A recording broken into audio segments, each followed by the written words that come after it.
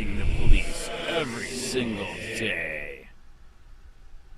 You get the whole thing. Say hi, Andy. I'm recording you. All right, you get the whole thing. Right? I got you. Ocean City cops are not people. Yes, they are.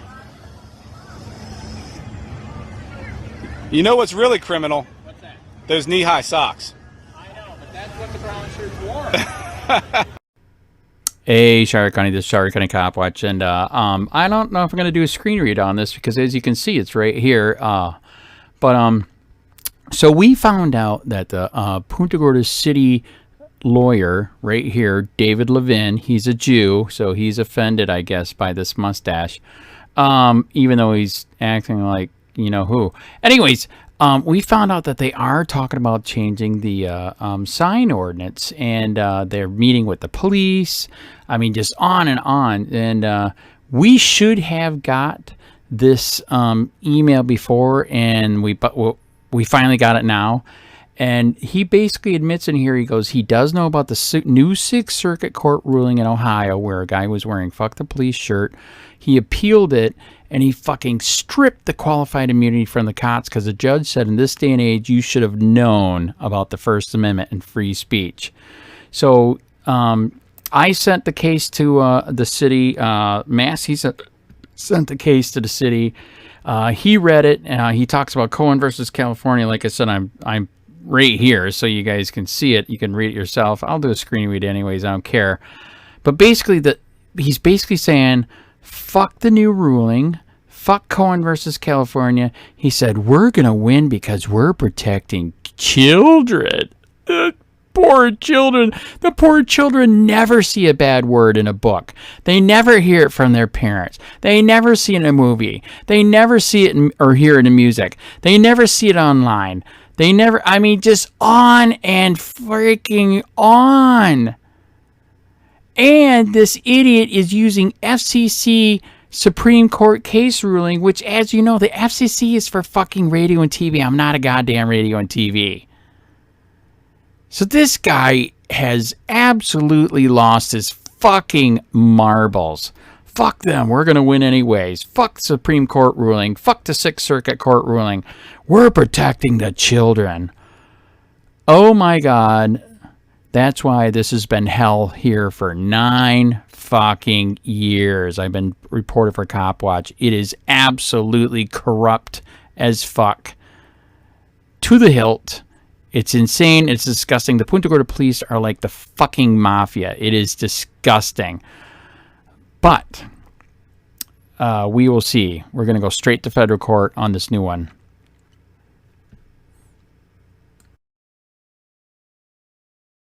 Subject: Recent freedom of speech ease. Attachment: Wood 6 CIR Free Speech Case, 014888944.pdf. Good afternoon.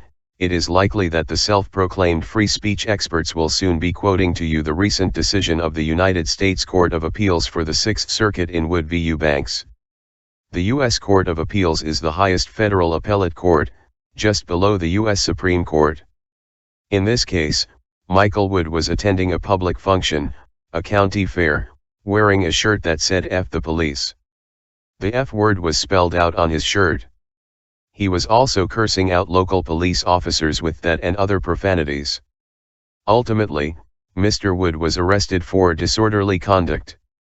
Just as in the U.S. Supreme Court found in Cohen v. California, another case frequently cited by our local experts, the Sixth Circuit Court of Appeals held that the mere display or utterance of the F word when not coupled with some form of violent behavior, does not constitute the criminal offense of disorderly conduct.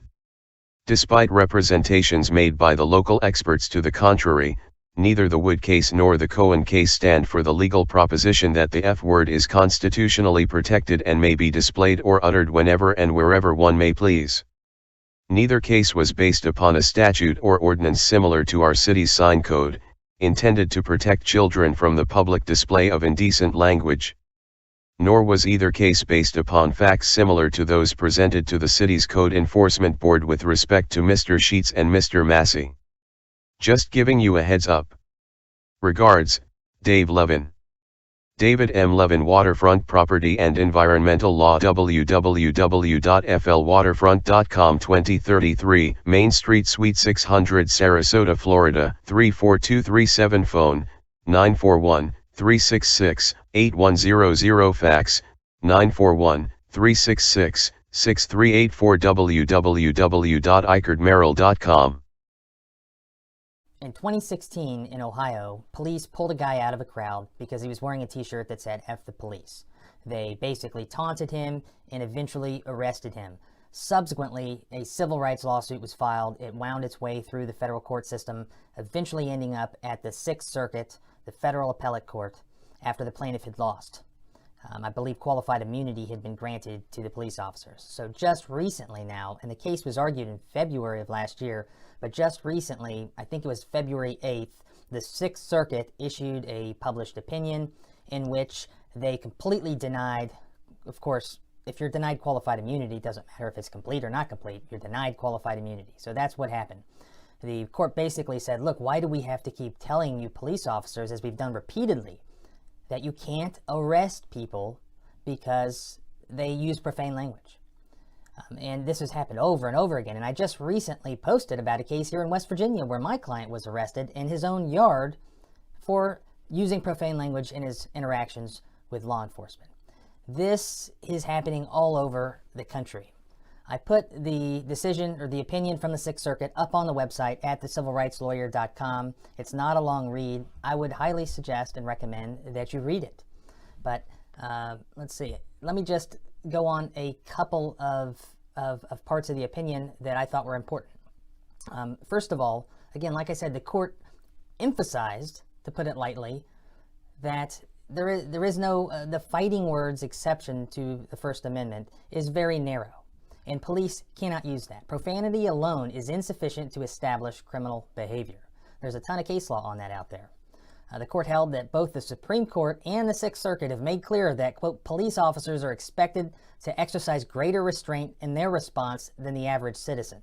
So like I pointed out in our West Virginia case, there has to be some third party there to hear this profane language and be sensitive to it and actually complain to fall under the West Virginia statute. And isn't it funny how I pointed out in that case that these police officers who signed up for this job are always just so sensitive. They have just such delicate ears, and they're offended so easily. And you know what? That's just a joke.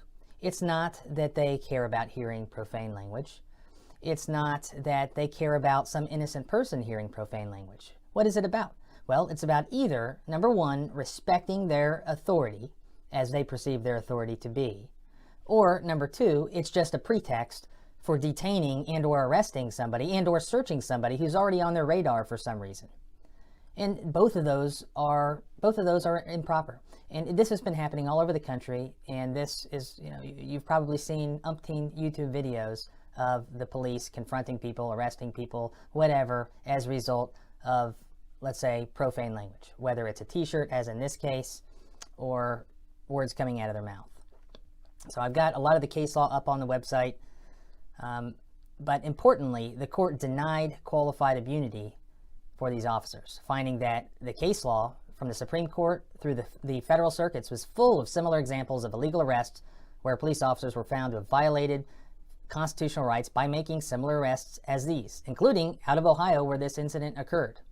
As the U.S. Supreme Court has held, quote, the freedom of individuals to verbally oppose or challenge police action without thereby risking arrest is one of the principal characteristics by which we distinguish a free nation from a police state, a conclusion that finds a familiar echo in the common law. So not only did the Sixth Circuit find that these police officers had committed a false arrest in violation of the Fourth Amendment by taking this guy into custody without probable cause, but they also likely committed the civil rights violation of First Amendment retaliation. So the basic three elements of First Amendment retaliation are that, number one, that the person engaged in constitutionally protected speech. Now, the court held in this case that the defendants did not even contest that the plaintiff's shirt was constitutionally protected speech, nor could they. His F the Police t-shirt was clearly protected speech according to the court.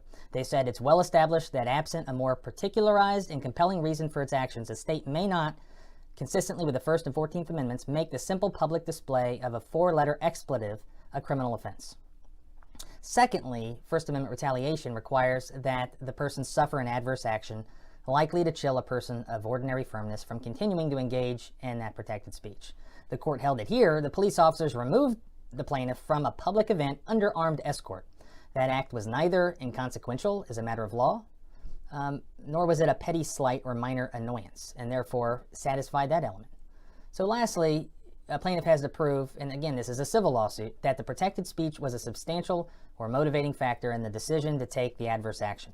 And the court held that while the defendants argue, while they commit perjury, and their lawyers lie to the court, while the defendants argue that they removed the plaintiff from the fairgrounds because he was filming people, the plaintiff alleges that Blair, one of the officers, walked up to him, flanked by the other defendants / officers, and yelled, quote, "Where's this shirt? I want to see this shirt."